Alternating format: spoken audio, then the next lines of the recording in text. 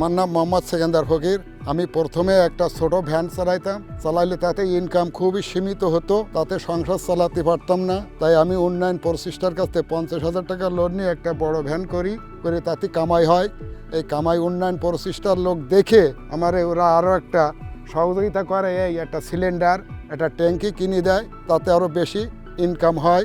আমি বিভিন্ন ঘেরে এই মাছগুলো বহন করি, চারা মাছ বা বড় মাছ, এতেগুলো মাছগুলো খুব সুস্থ থাকে, সুন্দর থাকে, যার কারণে আমার এই ভ্যানের প্রতি মানুষের এত চাহিদা। এতে এখন আমি ভালোই টাকা ইনকাম করে এতে আমি এখন সংসার ধর্ম ভালোভাবে চালাইতে পারতেছি। আমার মন থেকে উন্নয়ন প্রচেষ্টাকে অনেক অনেক ধন্যবাদ।